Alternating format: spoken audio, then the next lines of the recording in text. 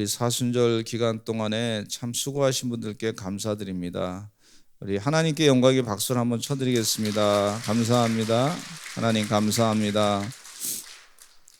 저도 개인적으로 감사한 것은 코로나 안 걸리고 40일 동안 잘 이렇게 설교할 수 있도록 깨어서 기도할 수 있도록 해주셔서 얼마나 감사한지 모르겠어요.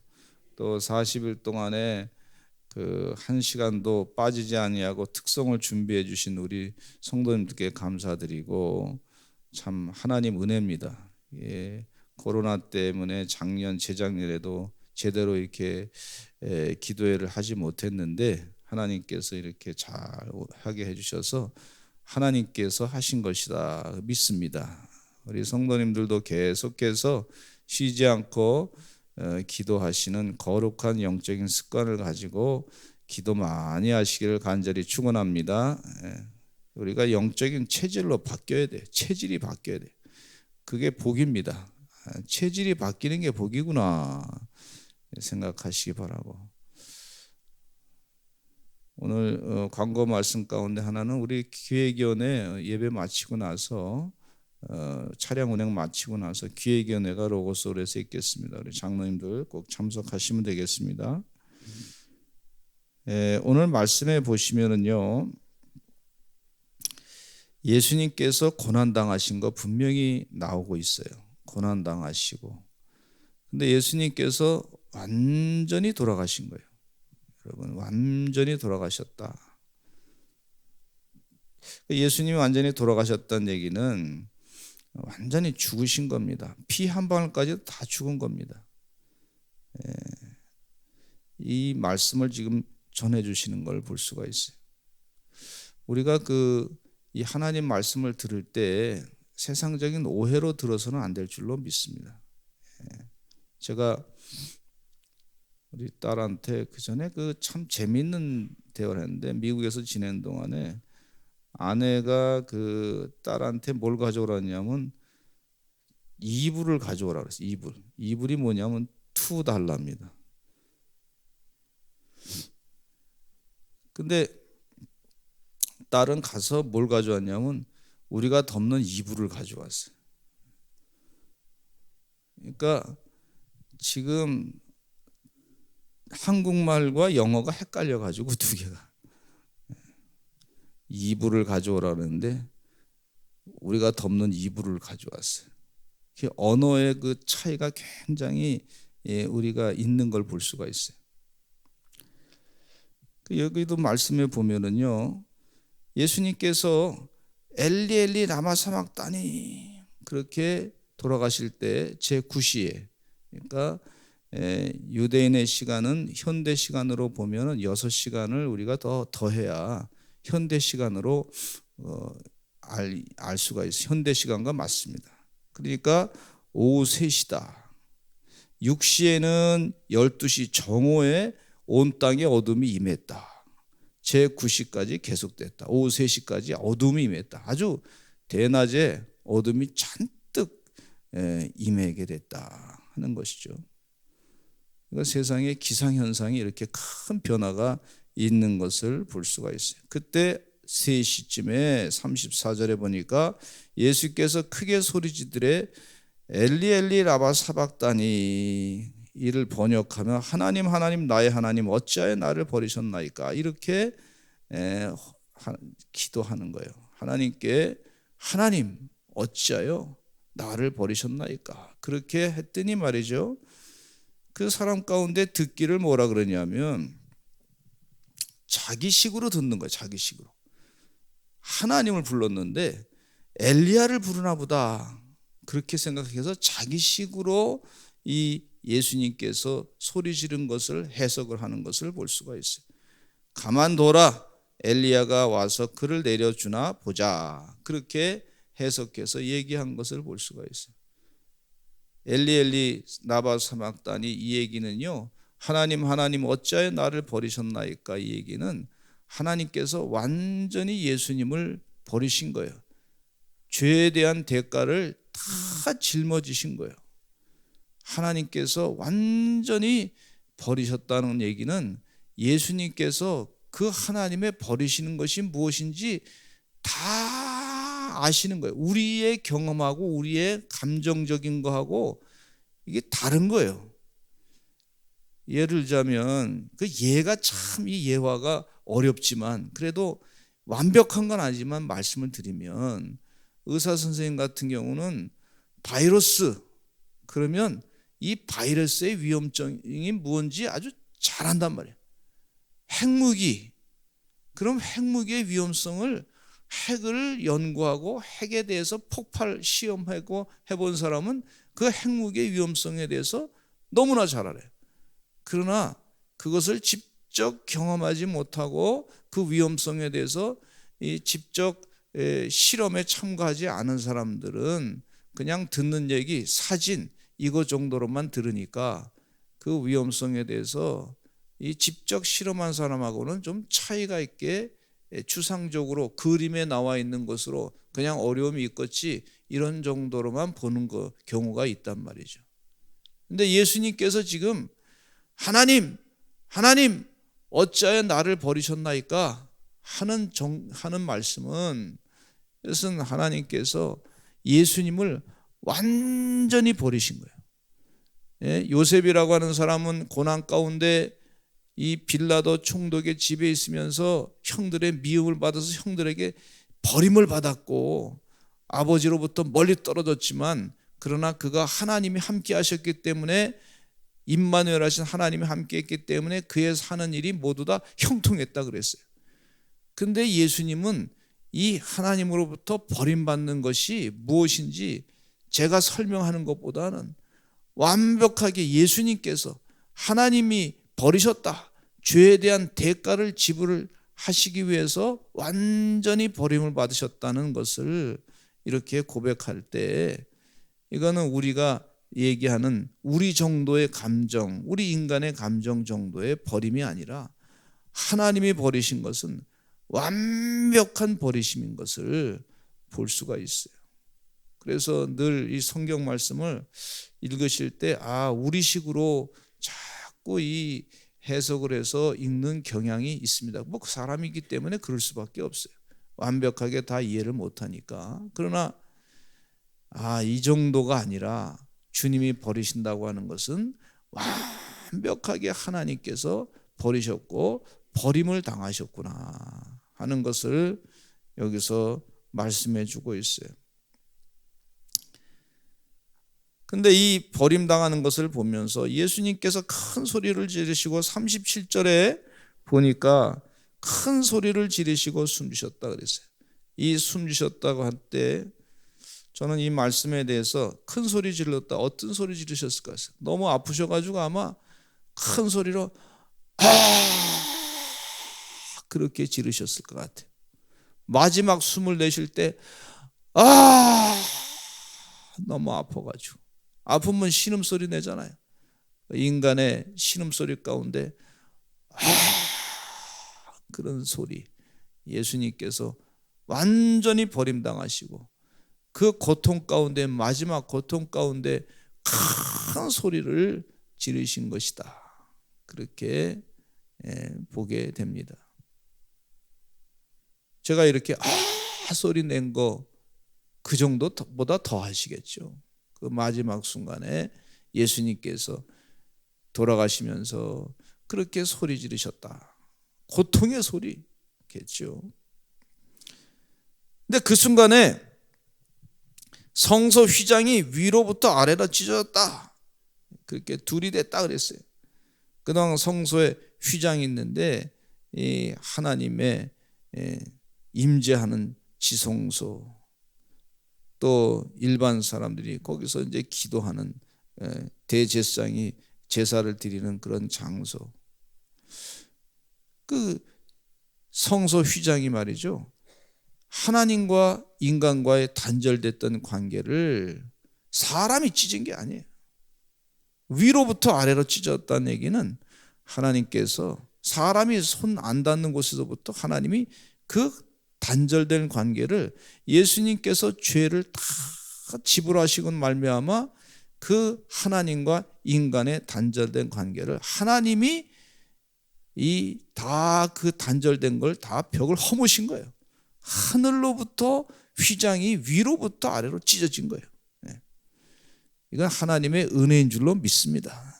예수님께서 십자가에 못 박혀 돌아가시면서 완전히 죄에 대한 대가를 다 지불하시면서, 그러면서 하나님께서 이제 죄에 대한 대가, 문제가 해결됐다.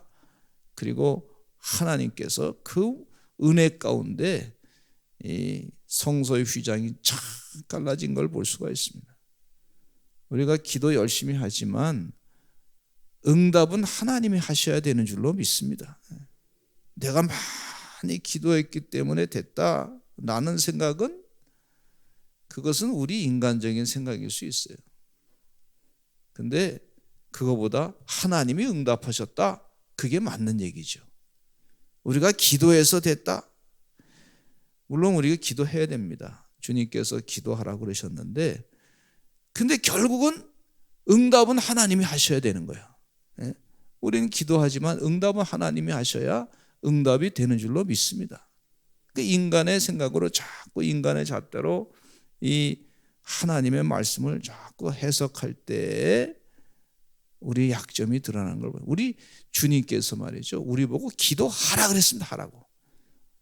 내가 응답하기를 원한다 그랬지, 우리가 우리 힘으로 우리 능력으로 기도했다 그래서 다 그것이 말이죠, 하나님의 일을 하나님이 하셨다. 아니, 응답을 하셔야 하나님 응답하셔야. 기도를 아무리 해도 하나님이 응답하시지 않으면 안 되는 거예요. 여러분, 주의 은혜 가운데 하나님의 응답을 사모하시기를 간절히 축원합니다. 사모합니다. 우리 약점이 많습니다. 기도 가운데 하나님이 응답하셔야지 되는 거지. 내가 이만큼 기도했는데 안 됐다 그래서 하나님이 안 계시구나, 이렇게 생각하면 안 된단 말이죠. 그게 이제 우리 인간적인 방법으로 생각하는 하나님에 대한 개념이란 말이죠. 잘못된 개념으로 들어가기가 쉽습니다. 그렇기 때문에 항상 쉬지 말고 기도하라 그랬으니까 기도하고, 응답은 하나님이 하실 줄로 믿습니다.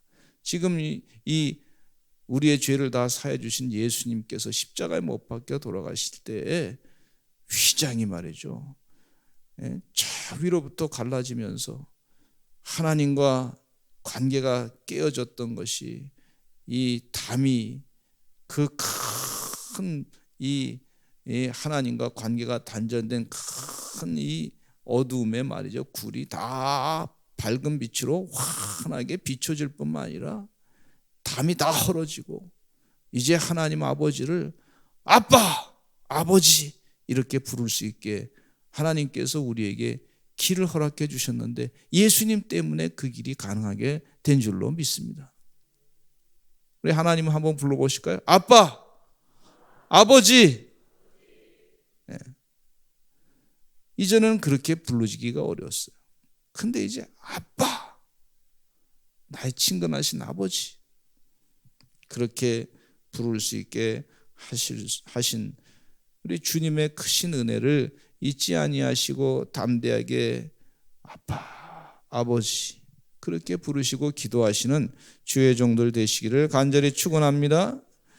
그래서 39절에 보니까 예수를 향하여 섰던 백부장이 그렇게 숨지심을 보고 이르되, 이 사람은 진실로 하나님의 아들이었도다. 이 백부장은 보고 이르되, 보고서 그렇게 돌아가신 걸 보고 진실로 하나님의 아들이었도다 이랬어요.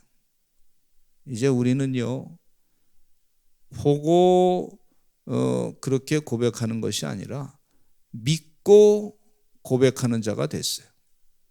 너는 본 거로 믿느냐? 보지 않고 믿는 자들은 더 복이 있다 그랬어요.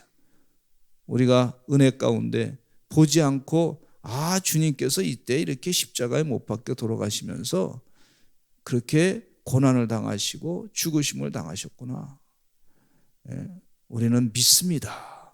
이 사실을 믿고 내가 주님의 은혜 가운데 죄사함 받은 줄로 믿습니다. 그럼 보지 않고 믿는 자들은 더 복이 있다 그랬어요. 도마에게 예수님께서 하셨던 것처럼. 근데 이 예수의 시체를 달라, 예수님께서 못 박혀 이제 돌아가셨는데 이제 확실하게 아리마대 사람 요셉이 와서 빌라도에게 들어갔다. 43절에 보니까 당돌이 빌라도에게 들어가 함부로 들어갈 수 있어 들어가서 이 빌라도 총독에게 말할 수 있는 게 아닌데 이 공회원이 말이죠. 당돌이 들어갔다. 공회원이 국회의원 정도 되는 사람인데 그 당시에 예수님을 십자가에 못 박혀 죽이는데 다 합치했던 분위기, 전체 분위기가 다 그런데 이 한 사람이 아리마대 사람 요셉이 이 한 사람이 이 빌라도에 가서 당돌에 가서 너도 예수당이냐? 그러면서 죽을 수도 있는데 또 사내들인 공회원에서 쫓겨날 수도 있는데 회원권이 박탈될 수도 있는데 세상 말로 하면 그 당에서 쫓겨날 수도 있는데 그런데 예수님을 사랑하는 마음으로 빌라도에게 찾아와서 당돌하게 그 시체를 달라고 얘기한 것을 볼 수가 있어요. 그랬더니 이 빌라도가 참 벌써 죽었냐 이상하게 생각하다가 백부장에게 얘기했더니 백부장이 죽었다고 그에게 이제 지시를 해가지고 이 아리마다 사람 이 요셉에게 이 시체를 내주었던 것을 볼 수가 있습니다. 근데 여기서 우리가 간과하지 말아야 될 것은 이 로마 군대 백부장이라고 하면요 전쟁에 나가서 사람 많이 죽였던 사람이라고 볼 수가 있습니다. 사람이 죽은 시체 상태가 뭔지 잘 알고 있는 사람이라고 볼 수가 있습니다. 이 로마 군대의 군사는 아주 당시에 세계 최고의 군인들이라고 볼 수가 있습니다. 백부장은 100명의 군사를 거느린 사람이라고 볼 수가 있는데 예수님의 시체를 보니까 확실하게 돌아가신 거예요. 확실하게 죽으신 거예요. 그래서 백부장이 예수님의 시체를 확실하게 죽었기 때문에 또 로마 군인들이 창으로 옆구리를 찔러가지고 그 몸에서 물과 피가 나오는 것을 볼 수가 있던 완전히 돌아가신 거예요. 확실하게 물도 피도 다 빠지고 그 안에 살아있는 근거는 아무것도 없이 된 거예요. 다 심장이 멎으시고 이제 돌아가신 줄로 그렇게 이 분명하게 백부장이 확인한 거예요. 그래서 시체를 내주신 것을 볼 수가 있어요. 우리의 죄 때문에 확실하게 돌아가신 거예요. 그렇지 않으면 사람 생각으로 자꾸 어떻게 생각하냐면 예수님이 다시 부활하셨습니다.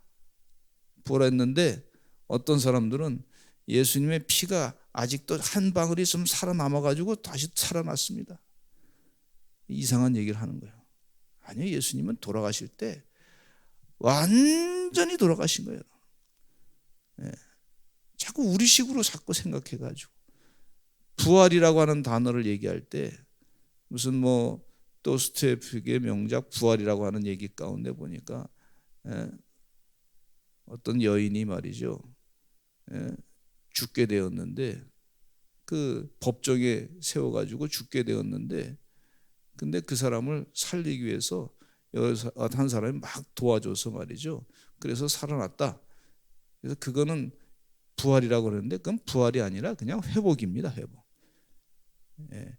예수님의 부활은 뭐냐. 또 어떤 사람들은 부활할 때 자꾸 인용을 이렇게 해요. 봄에 꽃이 다시 펴서 부활의 역사가 일어났다. 그거 아닙니다. 부활의 능력으로 다시 이제 만물이 소생했다. 뭐 이렇게는 표현할 수가 있어. 억지로라도. 그러나 부활의 예수님의 부활의 본질하고는 완전히 다른 것을 볼 수가 있습니다.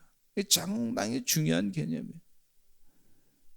부활은요, 이 예수님께서 부활의 첫 열매가 되셨는데 완전히 죽으셨다가 하나님의 능력으로 완전히 사신 거예요. 지금 그 얘기를 하시려고 하는 거예요. 왜 예수님이 죽은 것이 중요하냐?